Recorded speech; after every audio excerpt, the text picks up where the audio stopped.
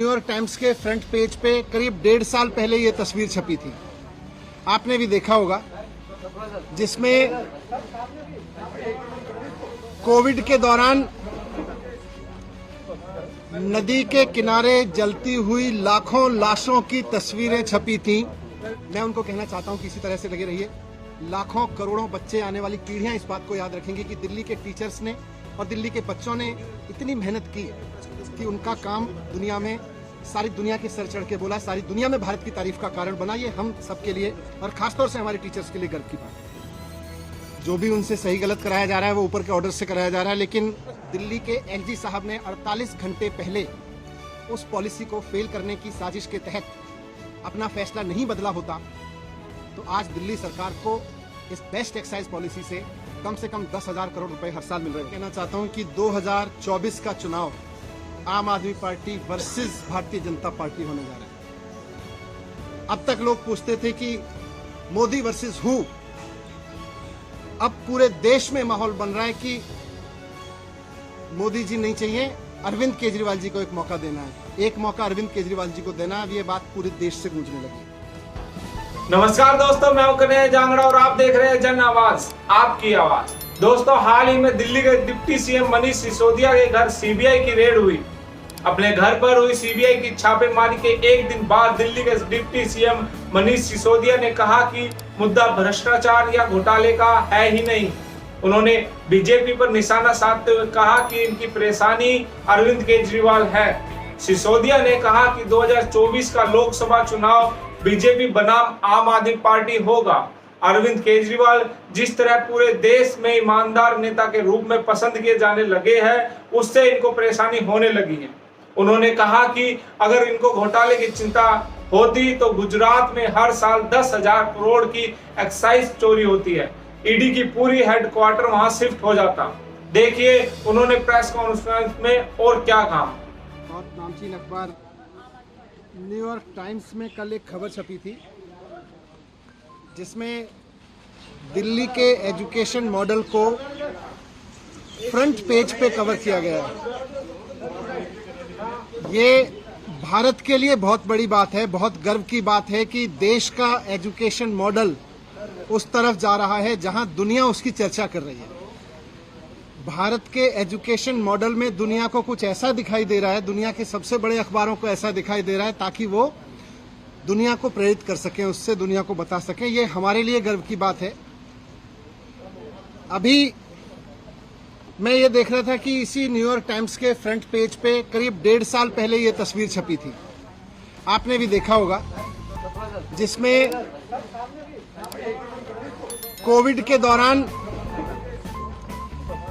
नदी के किनारे जलती हुई लाखों लाशों की तस्वीरें छपी थी। कोविड के दौरान लाखों लाशें मां गंगा के किनारे पर किस तरह से गैर इंसानियत से जलाई गई थी, उसकी तस्वीर, उसकी खबर न्यूयॉर्क टाइम्स में छपी थी 1.5 साल पहले। जब ये खबर हमने देखी थी और देश के लोगों ने देखी थी तो एक भारतीय के नाते थोड़ा अपने आप पे शर्म आई थी, अपनी गवर्नेंस पे शर्म आई थी, अपने मॉडल पे शर्म आई थी। दुनिया में कोविड हैंडल हो रहा था लेकिन हम ऐसे हैंडल कर रहे थे, इस पे शर्म आई थी कि भारत में कोविड ऐसे हैंडल हो रहा है। कल जब ये खबर छपी तो एक भारतीय के नाते सबको गर्व हुआ कि भारत में एजुकेशन का ऐसा मॉडल है जिसको न्यूयॉर्क टाइम्स जैसे अखबार फ्रंट पेज पे लीड स्टोरी बना बना के पूरी पिक्चर और पूरी स्टोरी छाप रहे हैं, इतना बड़ा आर्टिकल छाप रहे हैं। ये मेरे लिए भी गर्व की बात है, लेकिन मैं बहुत विनम्रता के साथ कहना चाहता हूं कि ये खबर मेरी उपलब्धि नहीं है। ये खबर मेरी वजह से नहीं छपी कि मैंने कुछ ऐसा कर दिया जिसकी तारीफ हो रही है। ये एक्चुअली दिल्ली के टीचर्स की तारीफ है। तो आज जब न्यूयॉर्क टाइम्स के फ्रंट पेज पे दिल्ली के टीचर्स का काम छप रहा है और सारी दुनिया उनकी तारीफ कर रही है, तो मैं दिल्ली के टीचर्स को बहुत बहुत बधाई देना चाहता हूँ। मैं उनको कहना चाहता हूँ कि इसी तरह से लगे रहिए। लाखों करोड़ों बच्चे, आने वाली पीढ़ियां इस बात को याद रखेंगी कि दिल्ली के टीचर्स ने और दिल्ली के बच्चों ने इतनी मेहनत की कि उनका काम दुनिया में, सारी दुनिया के सर चढ़ के बोला, सारी दुनिया में भारत की तारीफ का कारण बना। ये हम सबके लिए और खासतौर से हमारे टीचर्स के लिए गर्व की बात है। कल मेरे घर सीबीआई के ऑफिसर्स आए और दिल्ली सचिवालय में मेरे जो एजुकेशन मिनिस्टर का डिप्टी सीएम का ऑफिस है वहां पर भी उन्होंने रेड की थी। सारे ऑफिसर्स दोनों जगह बहुत अच्छे लोग थे, बहुत अच्छे से सबने बहुत व्यवहार किया।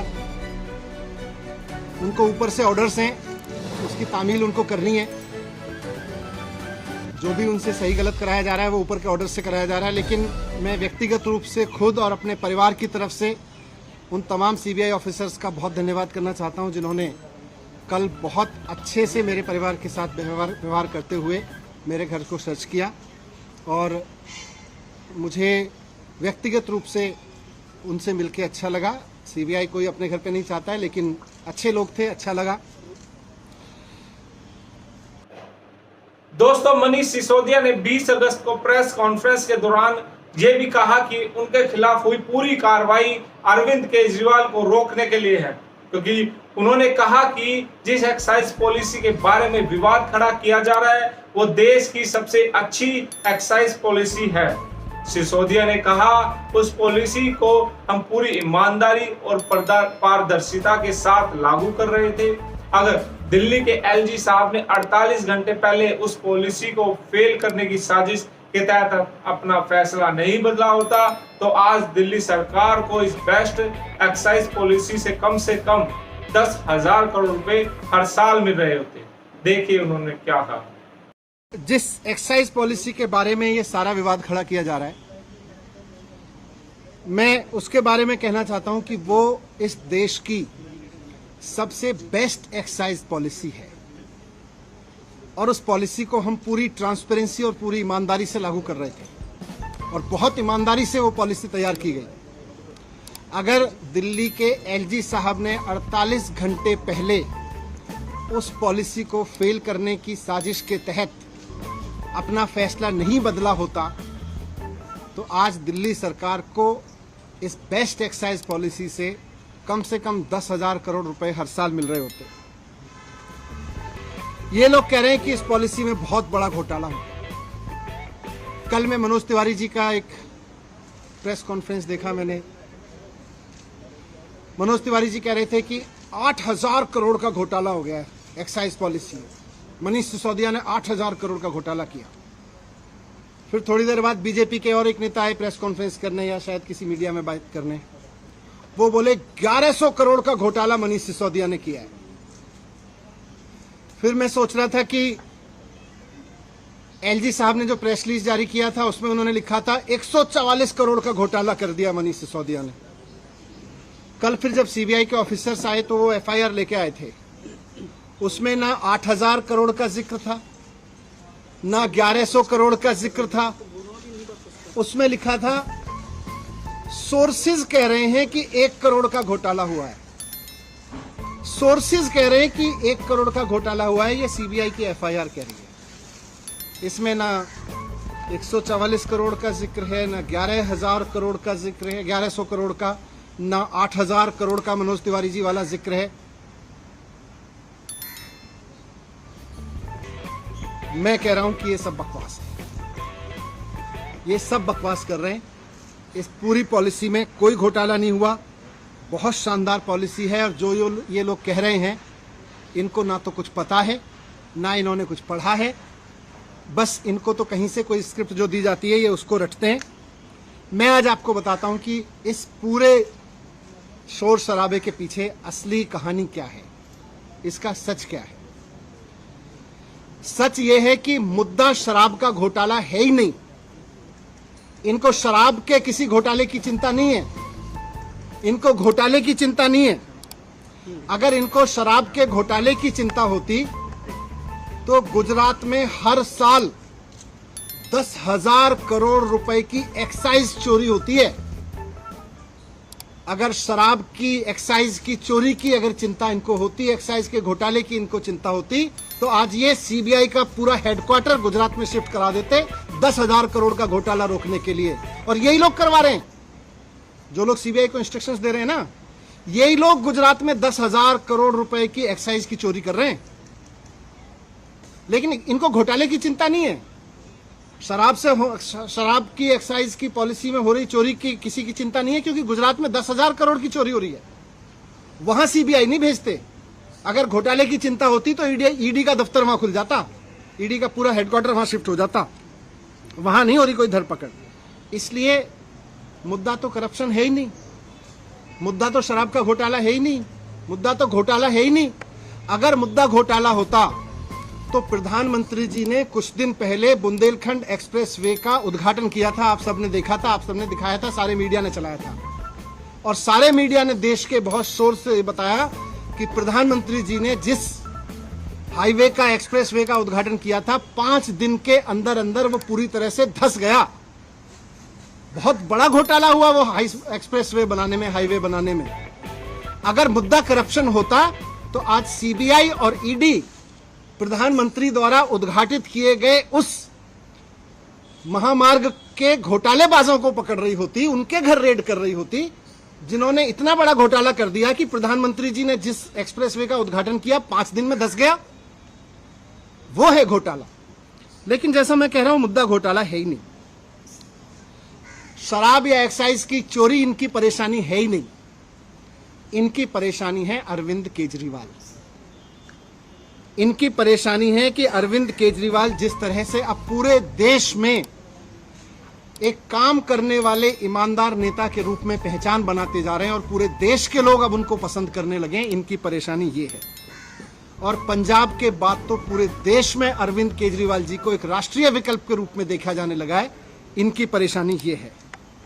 ये जो पूरी कार्रवाई मेरे खिलाफ हो रही है, ये जो पूरी कार्रवाई मेरे दफ्तर में हो रही है, मेरे घर में रेड डाली जा रही है, ये हो ही इसलिए रही है कि अरविंद केजरीवाल जी को रोकना चाहते हैं। ये अरविंद केजरीवाल जी को रोकने की जो साजिश रची जा रही है उसी स्क्रिप्ट का हिस्सा है। आप सब जानते हैं, देश जानता है कि अरविंद केजरीवाल जी की सबसे बड़ी ताकत है कि वो एक बहुत कट्टर ईमानदार नेता है। अरविंद केजरीवाल जी की दूसरी सबसे बड़ी ताकत है कि उनको काम करना और काम करवाना आता है। उनको दिल्ली का एजुकेशन ठीक करके उन्होंने दिखा दिया कि एजुकेशन कैसे ठीक होता है, उन्होंने हेल्थ ठीक करके दिखा दिया कि हेल्थ सिस्टम कैसे ठीक होता है।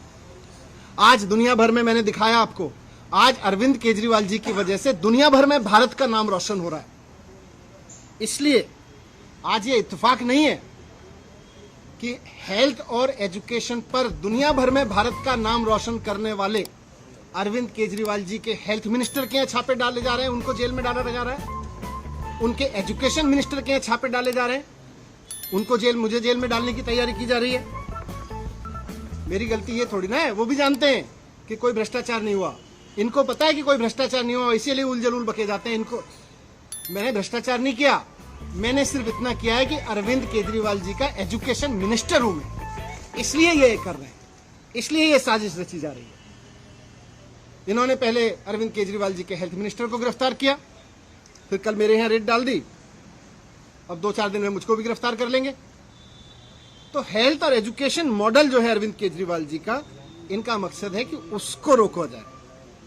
मैं कहना चाहता हूं कि देश के प्रधानमंत्री नरेंद्र मोदी जी को पूरे देश ने इतना बड़ा जनमत दिया है, ये शोभा नहीं देता प्रधानमंत्री जी को, नरेंद्र मोदी जी को ये शोभा नहीं देता कि वो इस तरह की छोटी छोटी सोच रखते हैं कि कोई आदमी काम करे तो उसके हेल्थ के काम को रोक लो, एजुकेशन मिनिस्टर को जेल में डालो, हेल्थ मिनिस्टर को जेल में डालो, क्योंकि वो अच्छा काम कर रहे हैं, क्योंकि सारी दुनिया में तारीफ हो रही है।